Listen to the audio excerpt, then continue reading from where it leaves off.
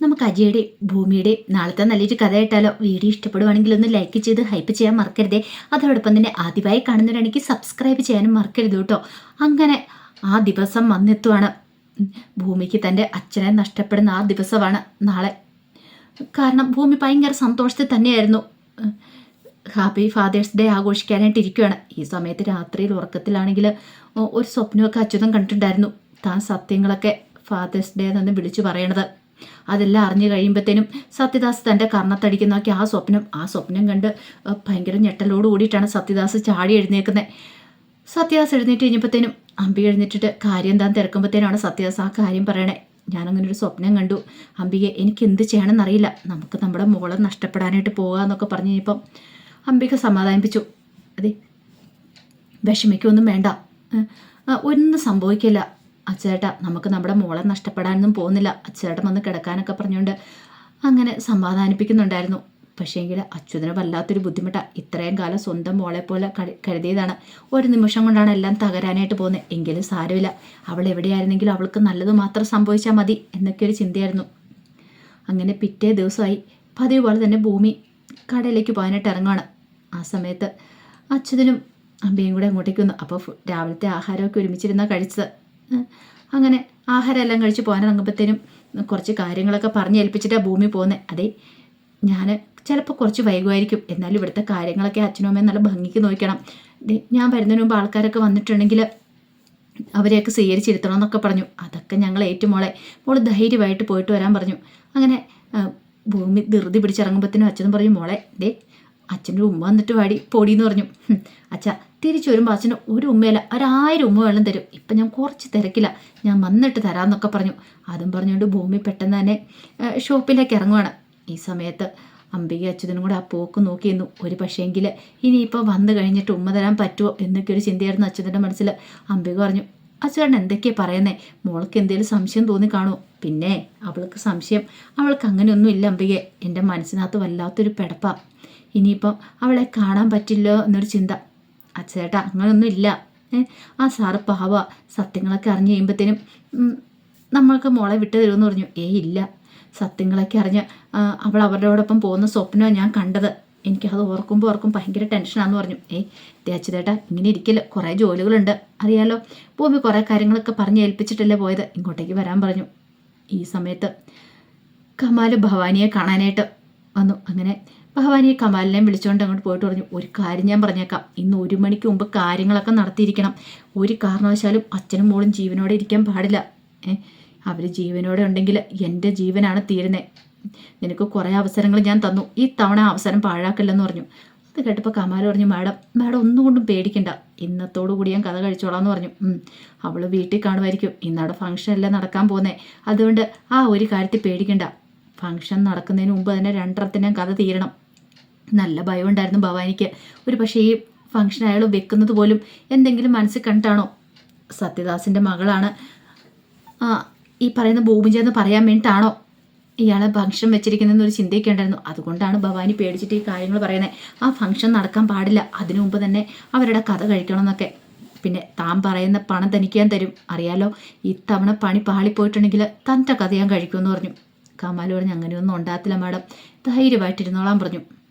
അങ്ങനെ കമാൽ എന്ത് ചെയ്തു, നേരെ ഭൂമിയുടെ വീട് ലക്ഷ്യമാക്കി നീങ്ങുവാണ്. അപ്പോൾ പോകുന്ന വഴിക്ക് കുറച്ച് മദ്യമൊക്കെ വാങ്ങി, ഒരു ധൈര്യത്തിന്, വെറുതെ നിസ്സാര കാര്യത്തിന് വേണ്ടിയിട്ടല്ല പോകുന്നത്, കൊല്ലാൻ വേണ്ടിയിട്ടാണല്ലോ പോകുന്നത്. അങ്ങനെ മദ്യമൊക്കെ വാങ്ങി അങ്ങോട്ട് പോയി. വീടെത്തുന്നതിന് മുമ്പ് തന്നെ അയാൾ കുറച്ച് മദ്യം കുടിച്ചു, ഒരു ധൈര്യത്തിന് വേണ്ടിയിട്ട്.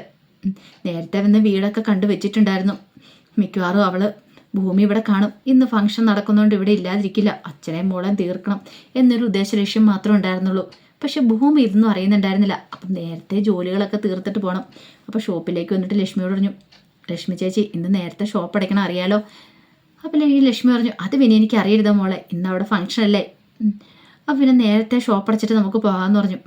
നേരത്തെ ഷോപ്പ് അടയ്ക്കണം, പിന്നെ കുറച്ച് ഓർഡറുകളും കാര്യങ്ങളൊക്കെ ഉണ്ട്, അതൊക്കെ കൊടുക്കണം, അതുകൊണ്ട് മാത്രം എന്ന് ഞാൻ ഷോപ്പിലേക്ക് വന്നേ, അല്ലായിരുന്നെങ്കിൽ വരത്തില്ലായിരുന്നു പറഞ്ഞു. അത് സാരമില്ല, നമുക്ക് പെട്ടെന്ന് തന്നെ പണിയൊക്കെ തീർക്കാമെന്ന് പറഞ്ഞു. അപ്പോഴേക്കും ബാലൻ സാർ അങ്ങോട്ട് വന്നിട്ടിച്ചു, ആഹാ ഇന്ന് വീട്ടിലെന്തോ ഫംഗ്ഷനാന്ന് പറഞ്ഞിട്ട് ഭൂമി ഇന്നിങ്ങോട്ട് പോകുന്നോന്ന് ചോദിച്ചു. അത് പിന്നെ ബാലൻ സാറേ ഇവിടെ കുറച്ച് തിരക്കുണ്ടായിരുന്നു, ഫംഗ്ഷനാന്ന് പറഞ്ഞുകൊണ്ട് അവിടെ ഇരുന്നിട്ടുണ്ടെങ്കിലേ ഇവിടുത്തെ കാര്യങ്ങളൊക്കെ നോക്കാൻ ആരും വേണ്ടേ, പൈസയ്ക്ക് പൈസ തന്നെ വേണ്ടതെന്ന് ചോദിച്ചു. നിന്നെ ഞാൻ സമ്മതിച്ചു തന്നിരിക്കുന്നു ഭൂമി, നിന്നെപ്പോഴൊരു മകളെ കിട്ടാനായിട്ട് ഏതൊരു അച്ഛനും അമ്മയും ആഗ്രഹിക്കാത്ത. ശരിക്കും പറഞ്ഞാൽ ആ അച്ഛനും അമ്മയും ഒരു ഭാഗ്യം തന്നെയാണ്, ഭാഗ്യം ചെയ്തവരവർ. അതുകൊണ്ടല്ലേ നിന്നെപ്പോഴൊരു മോളെ കിട്ടിയത്. ഭൂമി പറഞ്ഞു, ശരിക്കും ഭാഗ്യം ചെയ്ത ഞാനാ, അതുകൊണ്ടല്ലേ എനിക്ക് അതുപോലെ ഒരു അച്ഛനും അമ്മയും കിട്ടിയെന്ന് പറഞ്ഞു. ഇനി ആൾ കൊള്ളാലോ എന്ന് പറഞ്ഞു. ഭൂമി ഭയങ്കര സന്തോഷത്തിലായിരുന്നു. അങ്ങനെ കുറേ സമയം കൂടെ കഴിഞ്ഞുപോയി. ഈ സമയത്ത് കമാൽ എന്ത് ചെയ്തു, നേരെ വീട്ടിലേക്ക് ചെല്ലുവാണ്. അപ്പോൾ കതവ് തുറന്ന് കിടക്കുമായിരുന്നു. കതവ് തുറന്ന് കിടക്കുന്ന സമയത്ത് കമാൽ എന്ത് ചെയ്തു, അകത്ത് കിടന്നു. അച്യുതനും അംബിക അറിയാതെ അകത്ത് കിടക്കണം. അപ്പം അയാൾ ഒരു മാസ്ക് ധരിച്ചിട്ടുണ്ടായിരുന്നു. മുഖമൊന്നും ഒരു കാരണവശാലും കാണരുത്, കണ്ണ് മാത്രം വെളിയിൽ കാണാൻ പാടുള്ളൂ. ആ ഒരു ഇതോട് കൂടിയിട്ടാണ്, കാരണം ഇനിയിപ്പം തന്നെ ആരും കണ്ടാൽ തിരിച്ചറിയാൻ പാടില്ല. അങ്ങനെ അയാൾ അകത്തേക്ക് കിടന്നു. ഈ സമയത്ത് അംബിക അച്യുതനൊക്കെ നല്ല ടെൻഷനിലാണ്. എന്നാലും ചെയ്യേണ്ട ജോലികളൊക്കെ ചെയ്യാതിരിക്കാൻ പറ്റില്ലല്ലോ, വൈകുന്നേരത്തിന് വേണ്ടി ഒരുക്കങ്ങളൊക്കെ നടത്തണമല്ലോ. അങ്ങനെ അവർ തിരക്കിട്ട് ഓരോ ഒരുക്കങ്ങളൊക്കെ നടത്തി അതിനുശേഷം റെഡിയാവുകയാണ്. മോള് വരുമ്പോഴത്തേനും റെഡിയായിട്ടിരിക്കണമെന്നൊക്കെയാണ് പറഞ്ഞത്. അങ്ങനെ അവർ റെഡിയായിട്ടിരുന്നു. ഈ സമയത്ത് കമാൽ കട്ടിലിനടി കയറി ഒളിച്ചിരിക്കുമായിരുന്നു, തക്കം കിട്ടാൻ വേണ്ടിയിട്ട്. കുറച്ച് കഴിഞ്ഞപ്പോഴത്തേനും ജോലികളെല്ലാം തീർത്ത് കഴിഞ്ഞപ്പോഴത്തേനും അച്യുതൻ അംബികയോട് പറഞ്ഞു, അതെ ഇപ്പം തന്നെ മോള് വരുമായിരിക്കും, ഇനി കുറച്ച് സമയം മാത്രമേ ഉള്ളൂ, അതോടുകൂടി നമുക്ക് നമ്മുടെ മോളെ നഷ്ടപ്പെടാൻ പോകുമെന്ന് പറഞ്ഞു. അത് കേട്ട് കഴിഞ്ഞപ്പോഴത്തേനും അമ്പി പറഞ്ഞു, അച്യുതേട്ടൻ ഇങ്ങനെയൊന്നും പറയരുതേന്നും പറഞ്ഞുകൊണ്ട് അച്യുതൻ്റെ വാ പോയി ഇങ്ങനെ പുത്തുവാണ്. ദേ നമുക്ക് നമ്മുടെ മോളെ നഷ്ടപ്പെടാനൊന്നും പോകുന്നില്ല എന്ന് പറഞ്ഞു. അങ്ങനെ കുറച്ച് കഴിഞ്ഞപ്പോഴത്തേന് കമാൽ പതുക്കെ കട്ടിലിനടിയിൽ നിന്ന് തലപൊക്കി ഇറങ്ങി വരുവാണ്. അപ്പോൾ ഫ്രണ്ടിലെ കഥ അടച്ചെന്നുള്ള കാര്യം മനസ്സിലായി. ഈ സമയം ഇതൊന്നും അച്യുതന് അംബികയോട്ട് അറിഞ്ഞിട്ടുണ്ടായിരുന്നില്ല. അച്യുതന് അടുക്കളയിൽ പോയിട്ട് ഇങ്ങനെ തിരിഞ്ഞു വരുമ്പോഴത്തേനുമാണ് പെട്ടെന്ന് മുന്നിലേക്ക് കമാൽ വരുന്നത്. കമാലിനെ കണ്ടിപ്പോൾ ഒരു നിമിഷം അച്യുതൻ ഞെട്ടിപ്പോയി. നിങ്ങൾ ആരാന്ന് ചോദിക്കുന്ന സൗണ്ട് കേട്ടോണ്ടാണ് അമ്പി അങ്ങോട്ട് ഓടി വരുന്നത്. നോക്കിക്കഴിഞ്ഞപ്പോഴത്തേനും മുഖം മൂടി ധരിച്ച ഒരാൾ, ആരാ എന്താ ഏതാണെന്നും മനസ്സിലായില്ല. അപ്പോഴേക്കും അച്യുതൻ ചോദിച്ചു, നിങ്ങൾ ആരാ, നിങ്ങൾ എന്തിനാ ഇങ്ങോട്ടേക്ക് വന്നതെന്ന് ചോദിച്ചു. കമാൽ പെട്ടെന്ന് എളിയുന്ന കത്തി ഇങ്ങോട്ട് വലിച്ചൂരുവാണ്. അത് കണ്ടപ്പോഴത്തേനും അപകടം മണത്തു. അച്യുതൻ പെട്ടെന്ന് അംബികയുടെ കൈ പിടിച്ച് കഥ തുറന്ന് പുറത്തേക്ക് ഇറങ്ങാൻ തുടങ്ങുമ്പോഴത്തേനും കമാൽ അച്യുതനെ പിടിച്ചു നിർത്തുവാണ്. ഈ സമയത്ത് അച്യുതൻ എന്ത് ചെയ്തു, അയാളെ പിടിച്ച് തള്ളി. പക്ഷെ അയാൾ വിട്ടുകൊടുത്തില്ല. അയാൾ എന്ത് ചെയ്തു, അച്യുതനെ വീണ്ടും പിടികൂടി. ആ സമയത്ത് അംബിക വന്നിട്ട് അയാളെ പിടിച്ച് വലിക്കുകയാണ്. ഇങ്ങോട്ട് മാറാനും പറഞ്ഞ് പിടിച്ചു വലിക്കുമ്പോഴത്തേന് ഒറ്റ തള്ളായിരുന്നു അംബികയെ. അംബിക അവിടെ പോയി ആ ഭിത്തിയെ പോയി ഇങ്ങനെ തലയിടിക്കുവാണ്. തലയിടിച്ചെങ്കിൽ അംബിക പെട്ടെന്ന് തന്നെ ആത്മനിയന്ത്രണം പാലിച്ച് വീണ്ടും ഓടി വന്നു. ഓടി വന്നിട്ട് അയാളെ പിടിച്ച് മാറ്റാൻ ശ്രമിക്കുന്നതിന് ഒറ്റ തള്ളും കൂടെ വെച്ച് കൊടുത്തു. ആ ഒരു തള്ളലോട് കൂടിയിട്ട് അംബിക അവിടെ ആ കട്ടിൻ്റെ ക്രാസിക്കിട്ട് പോയി തലയിടിച്ച് താഴേക്ക് വീഴുവാണ്. അത് കണ്ടപ്പോൾ അച്യുതൻ സഹിച്ചില്ല. അച്ഛൻ ഓടി അങ്ങോട്ട് ചെന്നു. അംബികയെന്ന് പറഞ്ഞ് അംബികയെ വിളിക്കുമ്പോഴത്തേനും അംബികയ്ക്ക് ഏകദേശം ബോധം പോയിട്ടുണ്ടായിരുന്നു. ആ ഒരു ഇടിയിൽ അംബികയ്ക്ക് ബോധം പറയുന്ന പോലെ തോന്നി.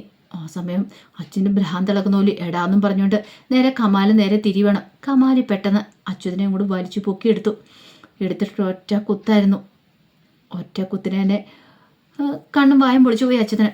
വീണ്ടും ഒന്നുകൂടെ പറിച്ച് വീണ്ടും കുത്തുവാണ്. അപ്പോഴേക്കും വയറ് പൊത്തിക്കൊണ്ട് അച്യുതൻ അങ്ങനെ അവിടെ സാവകാശം അങ്ങോട്ട് വീണുപോയി. ഈ സമയത്ത് കുറേ ആൾക്കാരെയൊക്കെ വിളിച്ചിട്ടുണ്ടായിരുന്നു വീട്ടിലേക്ക്. വേണ്ടപ്പെട്ടവരൊക്കെയായിരുന്നു, ഫ്രണ്ട്സും കാര്യങ്ങളൊക്കെ ആയിരുന്നു. ഭൂമിജയുടെയും അതുപോലെ തന്നെ അംബികയുടെ അച്യുതൻ്റെയൊക്കെ ആയിരുന്നു. അവർ വന്നിട്ട് കഥയെ മുട്ടിട്ട് കഥവ് തുറക്കുന്നില്ല. ആ സമയത്ത് അകത്ത് ഈ പ്രകടനങ്ങളൊക്കെ നടന്നുകൊണ്ടിരിക്കുക. അവർക്കറിയില്ലല്ലോ ഇതെന്താ അച്യുതേട്ടനൊക്കെ ഫംഗ്ഷനായിട്ട് വിളിച്ചിട്ട് കഥവ് ഒന്നും തുറക്കാത്തേ. 2-3 പ്രാവശ്യം വിളിച്ചിട്ട് കഥ തുറക്കാതെ വന്നു കഴിഞ്ഞപ്പോൾ അവർ ഭൂമിയെ വിളിച്ചു. ഭൂമിയെ വിളിച്ചിട്ട് പറഞ്ഞു, മോളെ ഇതെന്താ വീട്ടിലാരും ഇല്ലേ, ഫംഗ്ഷൻ വരാൻ പറഞ്ഞിട്ട് ഞങ്ങൾ എന്താ കളിയാക്കുവാണെന്ന് ചോദിച്ചു. അതെന്താ വെച്ചാൽ അങ്ങനെ പറയണേ, അല്ല വീട്ടിലാരും ഇല്ല, കഥവ് തുറക്കുന്നില്ല, അച്ഛനും അമ്മയോടെ ഉണ്ടല്ലോ, ഞങ്ങൾ വിളിച്ചിട്ട് തുറക്കുന്നില്ല, അകത്തൊന്ന് കുറ്റിയിട്ടേക്കുവാന്ന് തോന്നിയെന്ന് പറഞ്ഞു. അകത്തൊന്ന് കുറ്റിയിട്ടേക്കുവാണ്, അതെ തുറക്കുന്നില്ല എന്ന് പറഞ്ഞു. അപ്പോഴേക്കും ഭൂമിക്ക് ഭയങ്കര ടെൻഷനായി. പിന്നെ കുറേ ആൾക്കാരും കൂടെ വരാൻ തുടങ്ങി.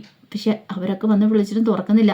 ഈ സമയത്ത് ഭൂമി പെട്ടെന്ന് തന്നെ എന്ത് ചെയ്യണമെന്ന് അറിയത്തില്ല, പോലീസ് സ്റ്റേഷനിൽ ഓടി ചെല്ലുവാണ്. ചെന്നിട്ട് ഇങ്ങനെ കാര്യം പറഞ്ഞു. ആ സമയത്ത് ഭൂമിയോട് CI പറഞ്ഞൊരു കാര്യം ചെയ്യുക, ഭൂമി വിഷമിക്കാതിരിക്കുക, ഷോപ്പ് അടച്ചിട്ട് പോരെ, ഞങ്ങൾ അങ്ങോട്ട് പോയി നോക്കാമെന്ന് പറഞ്ഞു.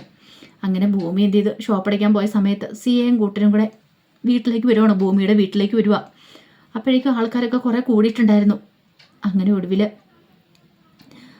CI ഇങ്ങോട്ട് വന്നിട്ട് മാറി നിൽക്കാനൊക്കെ പറഞ്ഞ് എല്ലാവരെയും കൂടെ മാറ്റി നിർത്തി. ആ സമയത്താണ് അംബികയ്ക്ക് ബോധം വീഴുന്നത്. അംബികയ്ക്ക് ബോധം വീണിട്ട് അംബ ഇങ്ങനെ നോക്കി കഴിയുമ്പോഴത്തേനും അച്യുതൻ കിടക്കുന്ന കണ്ടു. നോക്കിക്കഴിഞ്ഞപ്പോൾ ബ്ലഡ് ഇങ്ങനെ വാർന്ന് കിടക്കുവാണ്. വയറ്റത്ത് കത്തി ഇങ്ങനെ കുത്തി ഇറക്കിയിട്ടുണ്ട്. അത് കണ്ടു കഴിഞ്ഞപ്പോഴത്തേനും ഒരു നിമിഷം അംബിക ഞെട്ടിപ്പോയി. ഒരിക്കലും പ്രതീക്ഷ കാര്യമായിരുന്നില്ലത്. പെട്ടെന്ന് അംബിക എന്ത് ചെയ്തു, ആ കത്തി ഇങ്ങോട്ട് വലിച്ചിങ്ങോട്ട് ഊരുവാണ്. ആ സമയത്താണ് കതകും ചവിട്ടി തുറന്ന് സിയെ അകത്തേക്ക് അങ്ങോട്ട് കയറി ചെല്ലുമ്പോൾ കാണുന്ന കാഴ്ച കത്തിയും കൈ പിടിച്ചിട്ടിരിക്കുന്ന അംബികയാണ്. പെട്ടെന്ന് എല്ലാവരും വിചാരിച്ചെന്താ അംബികയാണ് അച്യുതനെ കുത്തിക്കൊന്നെന്നുള്ള കാര്യമാണ്. ആ സമയത്താണ് ഭൂമിയുടെ വരവ്. ഭൂമി വന്നപ്പോഴത്തേനും ആൾക്കൂട്ടവും ബഹളമല്ല. ഭൂമി ഓടി അങ്ങോട്ട് വരുമ്പോഴത്തേനും കുറച്ച് ആൾക്കാർ ഭൂമിയെ തടഞ്ഞ് ഇപ്പോഴങ്ങോട്ട് പോകണ്ടെന്ന് പറഞ്ഞു. പക്ഷേ ഭൂമി അവരെല്ലാം തള്ളി മാറ്റി. അകത്തേക്ക് വരുമ്പം കാണുന്ന കാഴ്ച അച്ഛൻ ഇങ്ങനെ മരിച്ചു കിടക്കുന്ന കാഴ്ച, അമ്മയാണ് ഇങ്ങനെ ഇരുന്ന് കരയുന്ന കാഴ്ച. എന്ത് ചെയ്യണമെന്ന് അറിയത്തില്ല. അത് അച്ഛാന്നും വിളിച്ചുകൊണ്ട് അലമുറ ഇട്ടുകൊണ്ട് ഭൂമി അങ്ങോട്ടേക്ക് വീഴുവാണ്. അപ്പോൾ അതിൻ്റെ കഥകളൊക്കെയാണ് നമ്മൾ കാണുന്നത്. ഇനിയിപ്പോൾ എന്തായി തീരുമെന്ന് നമുക്ക് കണ്ടറിയണം കേട്ടോ.